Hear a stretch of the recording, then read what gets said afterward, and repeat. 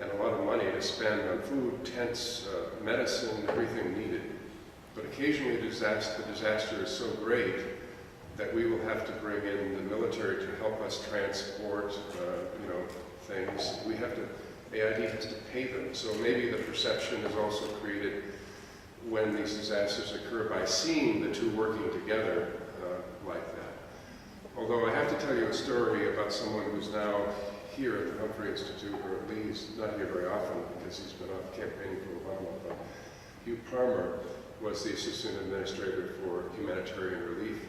And during the Bosnian War, the president was very upset, as were others, that over the possibility that some of the, especially the the Muslims from the Kosovars, were hiding in the woods and they'd be starving to death. And how were we going to get food into them? And so he turned to the military and said, can you drop food the way you, I said Bosnia, I meant Kosovo. How can you drop food as you did in Bosnia? He said, no, we can't do that. Milosevic has too many ground and air missiles. We can't fly that low, we can't do that mission. So they turned to AID, and we went off and rented a couple of planes from Moldova, and some really crazy Moldovan pilots. We sent the Red Cross in to see Milosevic to tell them that we were going to be on a humanitarian mission, that our planes would be painted orange with red crosses on the side. I had to deal directly with Russ Clark, who was then the NATO commander, to establish corridors so those planes could fly without being shot down by our own planes. And we put this all together. Hugh Palmer did it. We based them in northern Italy. And they flew missions for about a week before the war ended, thank God. And no one was killed, and food got distributed in that way. I don't know why I told you that story, how it relates to your question, but we have, no, but it's funny, isn't it? I mean, it is a funny story. I think we might make a movie of it, actually. But the point is that the only time that AID has anything to do with the military is when there's a disaster that we can't handle on our own. But, when there's a disaster, the first thing we do is we've got a couple of fire departments here in this country, one on the West Coast, one on the East Coast, that are prepared for emergencies and know how to handle them. They have everything. They have dogs, they have, they're into an earthquake and the like, and we'd rather do that than use the military.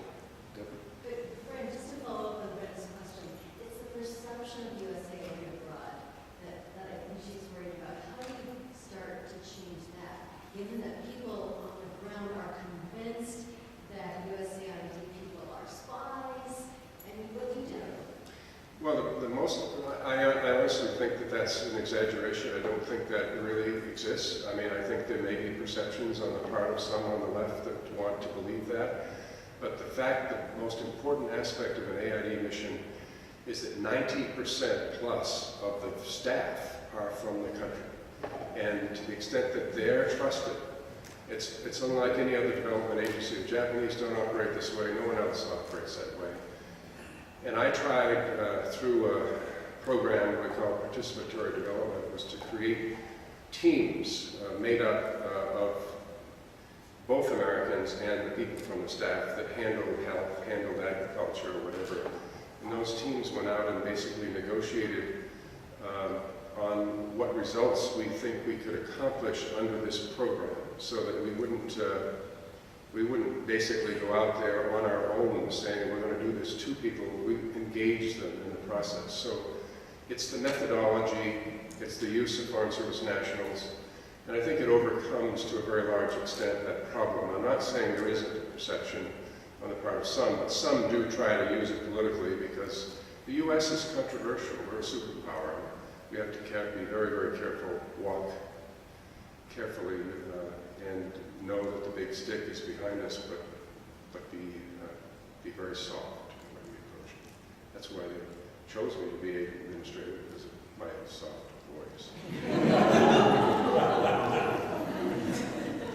And my intercultural understanding. Another one for Bob. I have a different point of view. I wonder why AID being accused of having been some following the interests of the United States. It is United States taxpayers' money, and the kind of testimony you give and you try to connect it why it is in our interest to provide this.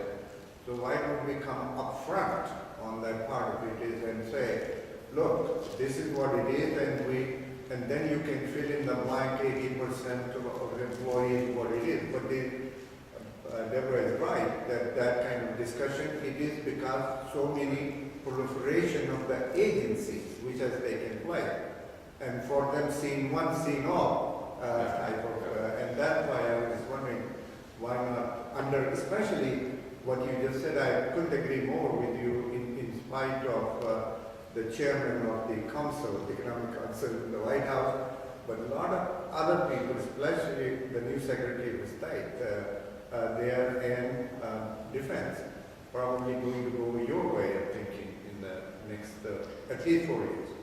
You made a really important point about perceptions. When 21 other government agencies are involved in this business, they're basically extending their domestic mission abroad. If it's justice, they want to help a Justice Department equivalent overseas to strengthen their capacity so that they can make more arrests of people that are threatening us. If it's the Agriculture Department, it's so that they can sell more American food. If it's the Energy Department, it's basically to enhance their mission. And they have to then turn around to their congressional committees and say, we're operating overseas because it helps Americans. The only agency that doesn't have that objective, whose success is measured by the success of the country in which they're working, is AID. It's the only agency in all of government. And yet, do we pursue American interests? I think we pursue American long-range interests by alleviating poverty, by creating success in these other countries. Some of the benefits may mean that we're creating markets for our goods. If they're able to make money, they'll buy things. People's diets have changed dramatically because of success in development. And so, again, that's why I'm so strongly opposed to seeing some of these other government agencies involved, because it does give people the perception that all you're interested in is helping your country, not ours. This is a somewhat specialized question, Brian, but there's a lot of literature now on education and development, and particularly a lot of recent study that shows how really catastrophic the situation is in terms of the cognitive skills of the population. And I'm wondering if there are any new ideas about making education more effective in poor countries. Because it isn't just the years of schooling. It turns out that the number of years of schooling dramatically underestimates the gap because the quality of the outcomes is so weak. Yeah, I don't have any magic solution to the problem other than the same thing that we look at here, which is really superb teachers and methods that are more modern. There have been a number of initiatives taken, for example, a fellow at MIT that developed the small computer that is being distributed around the world so that young people have access to the entire world through the internet. That causes people to leap beyond what their capacity would otherwise be. But you need teachers that know how to use that device so that it really does magnify the impact on education. The Association for Public Universities and Land-Grant Colleges used to be called the SOLGIC, that is headed by Peter McPherson, has a higher ed initiative for Africa. And I really think that we have underestimated the impact there. We need, obviously, to work in this area. If there were good universities, as there were at one time in Africa, there were maybe half a dozen pretty good universities, and they've fallen apart. And so, naturally, people become part of the diaspora. They go get educated elsewhere. They're like Obama's father, desperate to get a good education. And so went, United States to get that education.